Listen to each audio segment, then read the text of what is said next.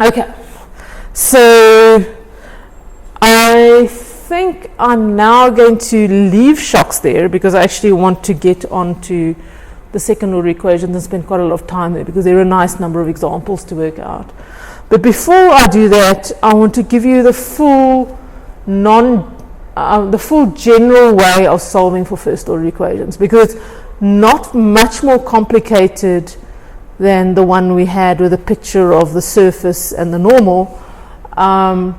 It is intuitively more complicated, but the formulas actually are not much more complicated, and so it's very, very useful to have it if you have a general first order equation. And you can actually see, in fact, how this developed not only from the quasi-linear case, which is the simpler one, but you can also see how the argument influenced what eventually would become manifold theory, okay, and the way of thinking about it. It's also a geometric way of thinking about it. It's just a slight generalization. It's a very beautiful discussion of how you actually get to the answer. So what we're going to be doing is looking at first order equations, the general first order case. We're going to once again view it as a surface in 3 dimensions. So we're once again going to say we have an integral surface, z is equal to the solution, which is just a function of 2 variables. And we're going to look at this function f, which is now the general description of the general first order equation. It's simply a relationship between x, y, z, which becomes your integral surface, and p and q, okay, where I've used p and q as additional variables, but they basically they're related to the independent variables derivatives. And for all purposes, I'm going to assume f is continuous too, okay. And so what we're basically aiming at doing is finding AU, which is a function of x and y, that's a solution of f equals to 0.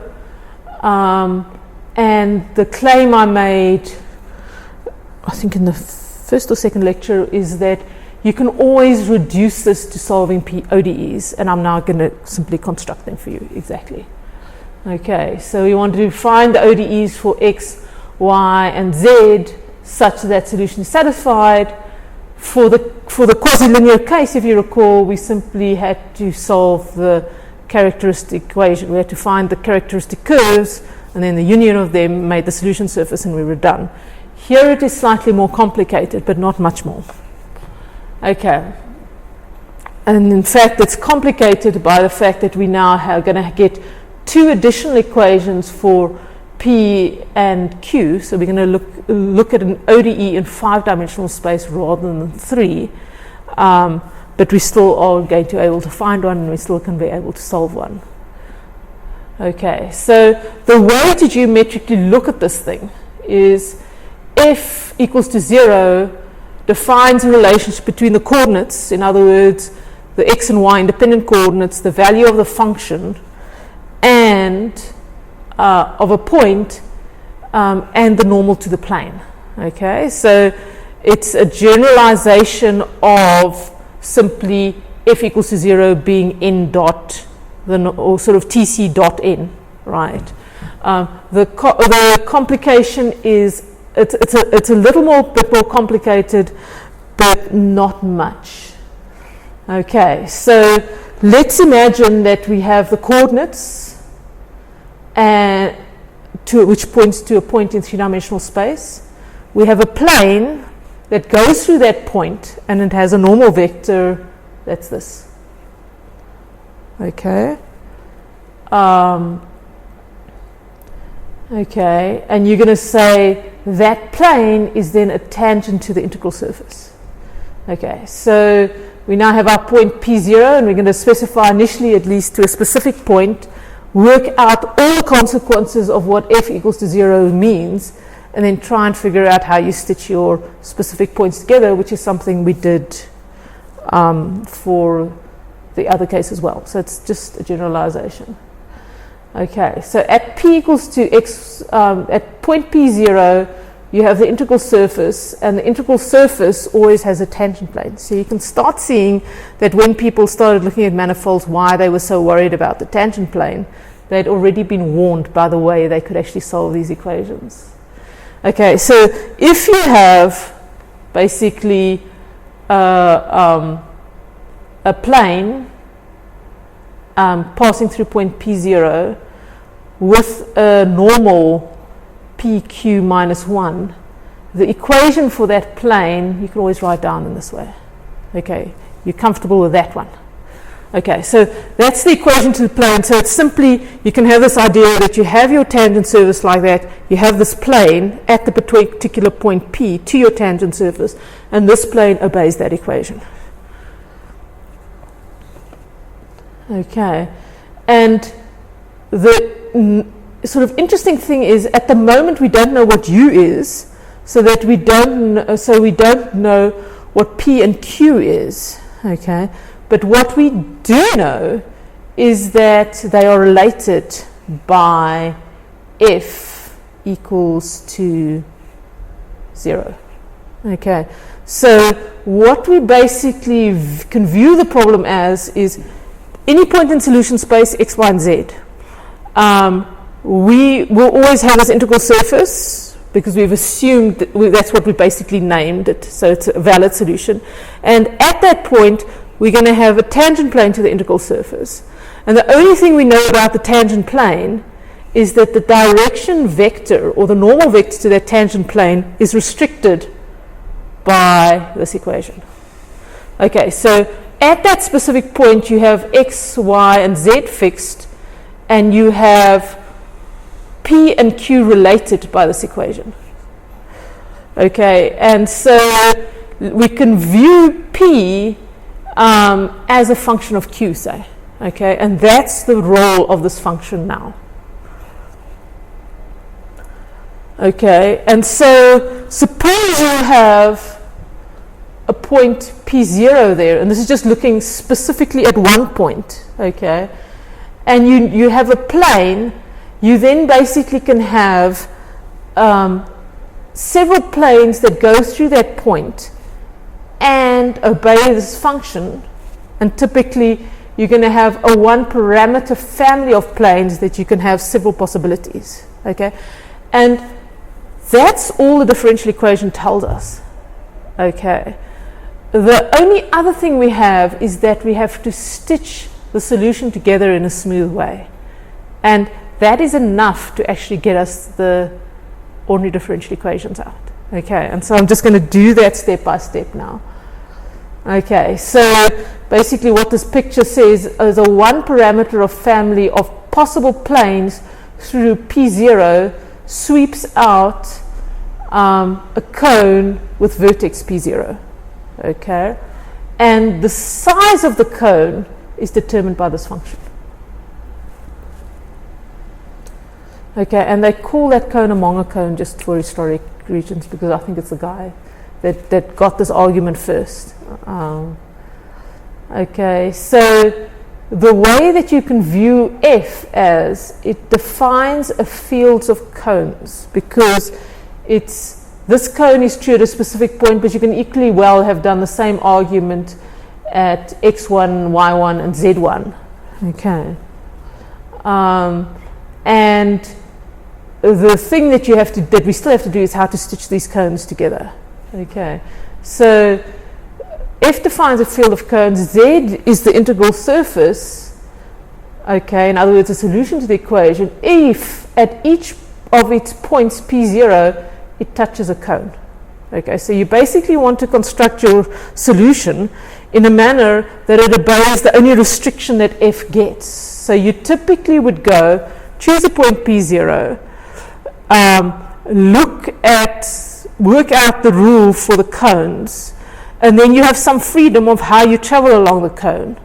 Then you could go to the next point, there you work out the rule of possible cones, and you can travel along, and that's the only restriction we have on the solutions. But that's actually enough to say more. Okay, so let's just do it. So there's the picture. So there we go. You get to that point, you work out your possible cones, you choose a direction along the cone, say that one, you move along it, you get to that new point, you again have to move along the cone in some way, and the only thing that we have to remain is to stick these conditions together that it is you actually make a surface and not just random lines that twist. Okay, so each possible tangent plane touches the cone along a certain generator, and this generator defines the characteristic direction. Okay, so the way we've chosen to move along the cone actually now becomes our generalized characteristic direction. And you must remember, it's no longer just a 3-dimensional problem, it's now going to be a 5-dimensional problem. And in the special case, we were actually dealing with quasi-linear equations. What happens is that the cone degenerates and you lose some of the freedom and you only have a line. Okay, so the cone degenerates into a line with a direction ABC. Okay, so this is the generalization that goes beyond what we did in the quasi-linear equation, but you can also see why the quasi-linear equation was easier. One, it only had 3 equations, but intuitively it was actually much easier to see that the equation just fixes the tangent space. Or sorry, just fixes the normal and you have to stay in the tangent space. Whereas here, it's slightly more complicated, but it's still a very clear geometric picture. Okay, so that's just how you go from the quasi-linear equation from the general case to the quasi-linear equation. And so what you would expect is that many of the equations look similar to what we had to the quasi-linear equation, just with extra terms in, as it has to. Okay, so yeah. Okay, so what we're going to do now is start doing a thing that's very similar to what we did in variational calculus, to actually try and mathematically quantify how we choose going along these cones. And so what we're going to do is we're going to express the envelope of its family of surfaces, S lambda, that depend on the parameter lambda. Okay, so remember I said F fixes the potential cones or the potential tangent spaces up to some undetermined function, because we could view P as a function of Q. And so what we're going to do in the next half slide is simply, let's take a family of surfaces that depends on a parameter, and we're just going to generalize it, say it's any parameters for a moment. And we're going to say, let those surfaces be G equals to X, Y, and lambda. So the argument over here is now more general, so forget a little bit about what I said, just focus exactly on that argument. Okay, so we're going to have this family of surfaces. We're going to have our surface basically being X, Y, and lambda. But we're going to choose lambda such that, at least initially, in a linear sense, the surfaces don't depend on lambda. Okay. Right, since lambda doesn't change the property of the surface, it's only a way of labeling the family of the surfaces, but it doesn't change what they are. And so what we're going to do now is it just labels it. The equations that then go about determining the curve, which is basically the equivalent of this curve, how we've propagated through the family of surfaces. In other words, the envelope of the union of these curves, okay, is what we're going to use to find an explicit solution. Okay, so what we're going to do is we basically have this family of surfaces that have a parameter in them. We want to select a surface for each, or a specific element out of the family surface for each lambda, and what is going to store how we've stitched them together is basically this curve G of gamma that actually indicates which lambda we chose. Okay, so we're basically going to have lambda at each point xy is a function of G. Okay, and so what we then have is we simply put G into this thing. Okay, But it's also true that this little g doesn't change the properties of g. Okay, and if we do that, we can then say, let's look at the first property, let's work out the normal of z. Okay, so the normal of z is just the derivative of g with respect to x, the total derivative of g with respect to x. So that is simply dg dx plus dg d lambda times d lambda dx, and which is d little g dx. So there we go. It's dg dx, dg d lambda, dg dx. Okay, but because g of lambda is chosen to be 0, because lambda doesn't change the properties of the surface, it just parameterizes which one you had, that thing then falls away, and the same thing here. Okay, so this is just the total derivative in the y direction. You have to use dy times g of the little g that said which surface you chose, or keeps track of which surface you chose, dy, and then this is the normal minus 1 because you've specified the surface in that fashion. Okay, so the interesting thing, or the nice thing over here, is that we've now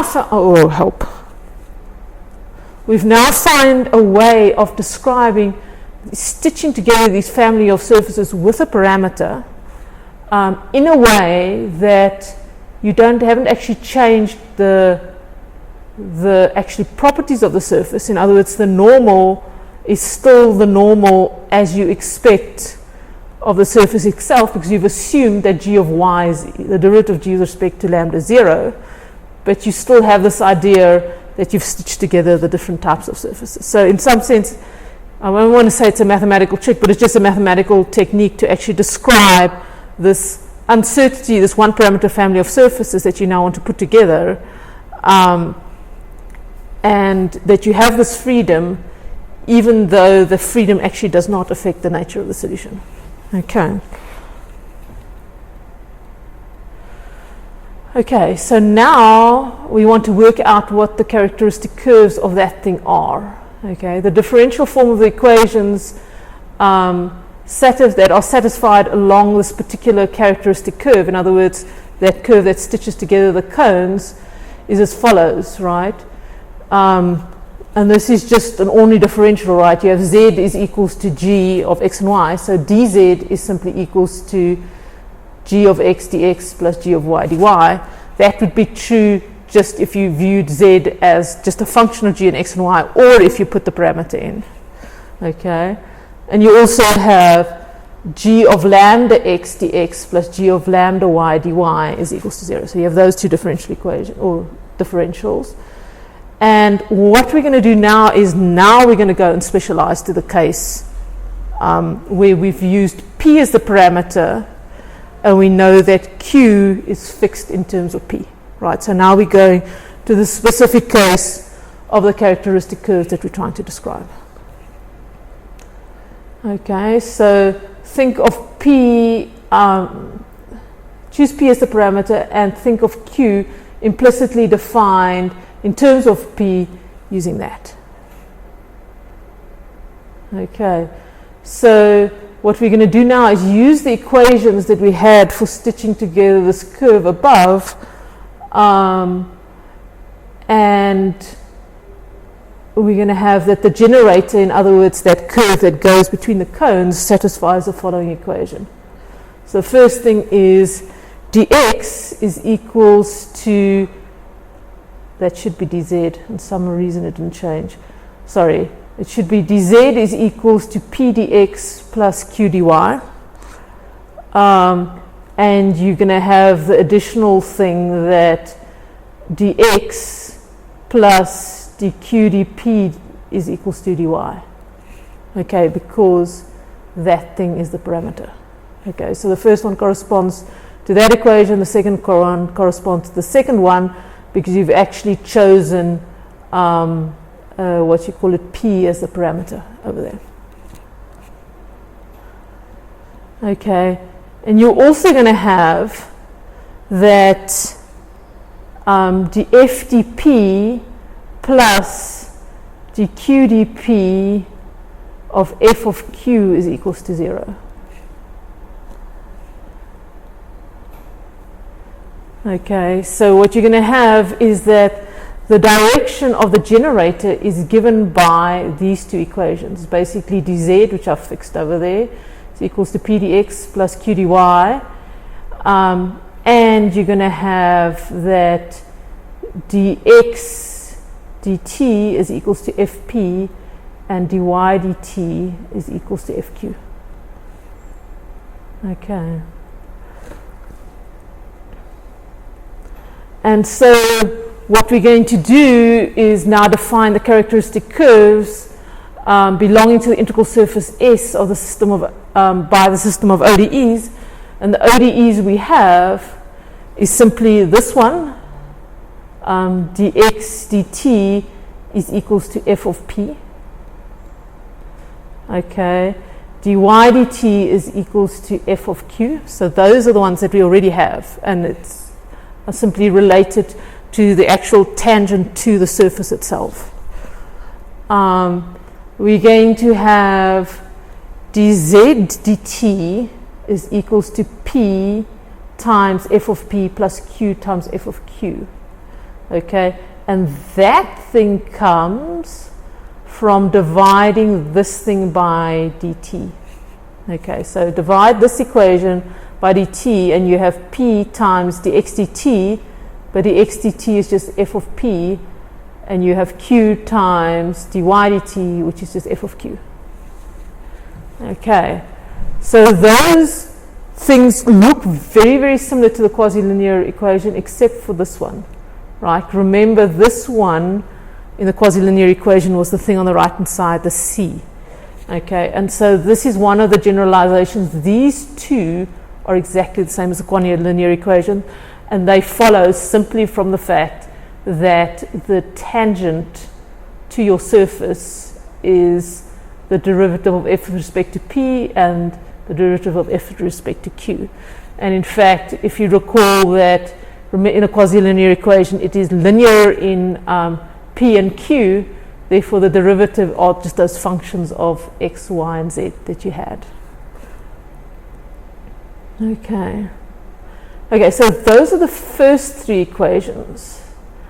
And just, I wrote here, for the completeness sake, just a comparison with the quasi-linear equation, you have p equals to ux, q equals to uy, and for the form, the general form we wrote down for the quasi-linear equation, remember you had f of p is equals to that, and f of q is equals to b, and p of fp plus q of fq is equals to c. Okay, so we've got already in this formulation, following this general argument for getting the curves out, we have the full reduction to what we had earlier.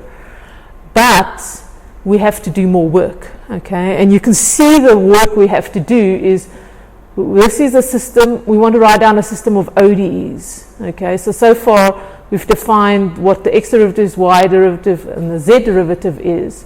But we've defined them in terms of these functions p and q, which potentially are also functions of time, which we now have to also write down equations for, okay?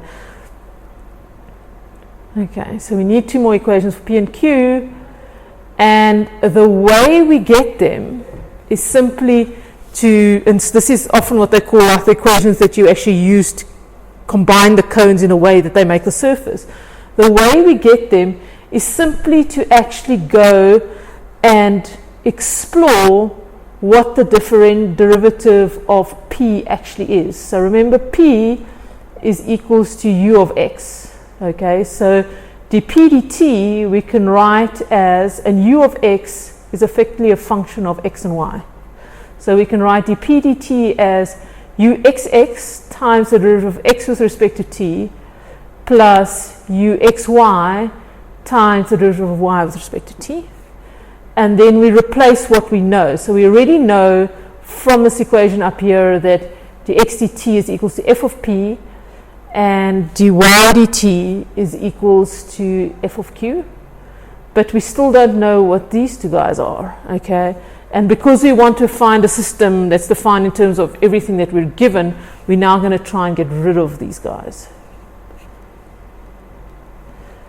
Okay, and the way we get rid of those guys is simply to use the other thing we know. In other words, the other thing we know is what f actually is, and we can differentiate f with respect, take the full derivative of f with respect to x. And when we do that, we get dfx. Y is an independent variable, so dy dx is 0. But we can take, because u implicitly depends of x, we have df dz du dx, okay, plus the derivative df dp, but p is simply ux, so it's uxx, plus f derivative with respect to q times u xy is equals to 0. And so we can now use this thing to try and get rid of these functions over there. In fact, very conveniently, this term is just that term, and this term over here is just that term over there. So we've effectively got an expression now for p in terms of fx plus fz times ux. So you can always take derivatives of f very easily because you have a closed form function, and you've now written it in terms of things you know, and you just recall that u of x is p. Okay.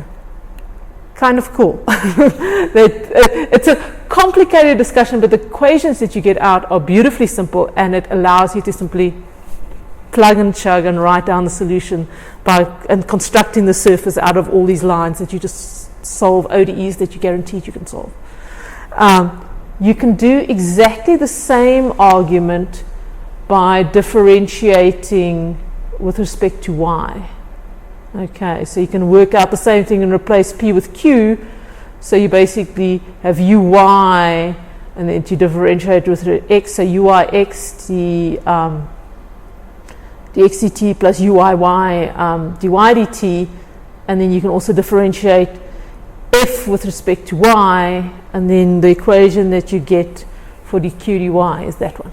Okay, so this now is enough equations to actually specify what the full set of ordinary differential equations for x, y, z, p and q.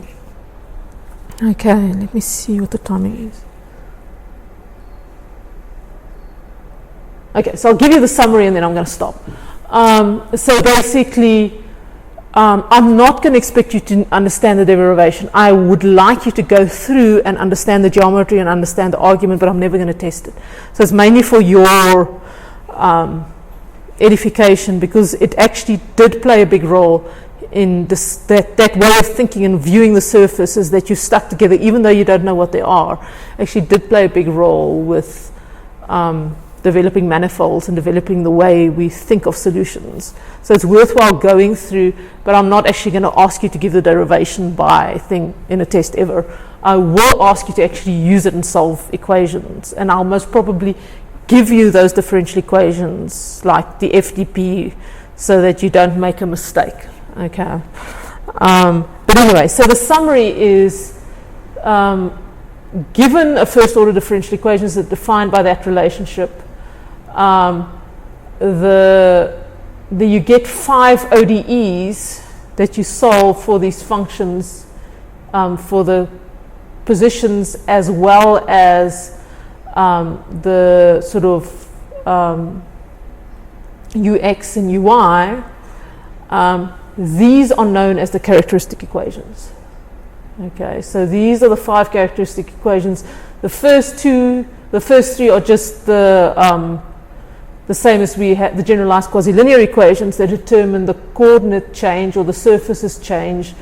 The last 2 actually sort of determine how ux and uy changes. In other words, how the tangent plane to the surface you're describing is actually changing in time. And they are those 2.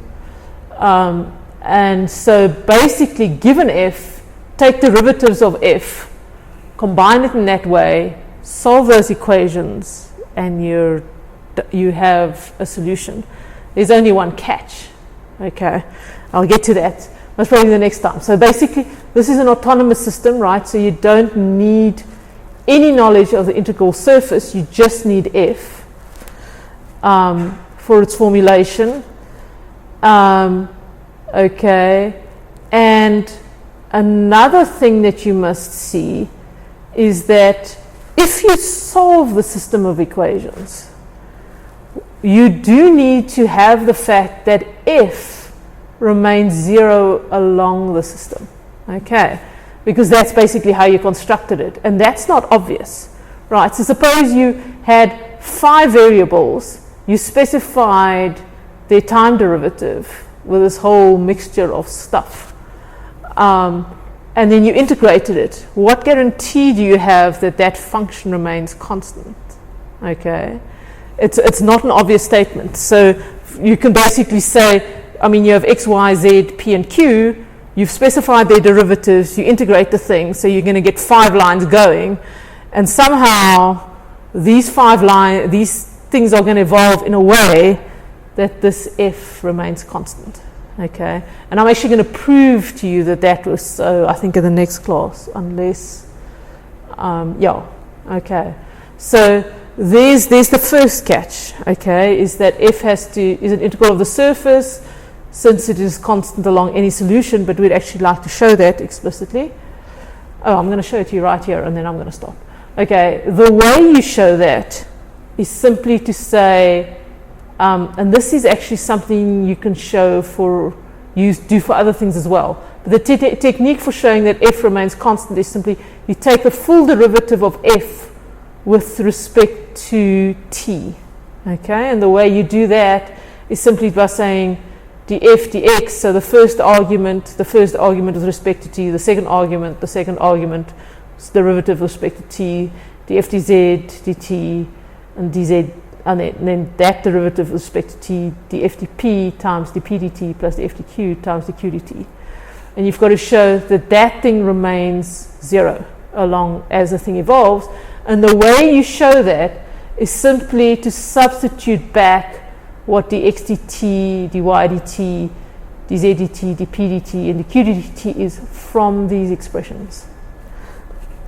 Okay, and if you do that, here I've done it explicitly, right, you can see algebraically they all cancel, like this fx fp goes out with this fx fp, the fy fq goes out there, the p times fz fq goes out there, and the q times fz fq goes out there. Okay, so therefore the function itself doesn't change along the trajectories.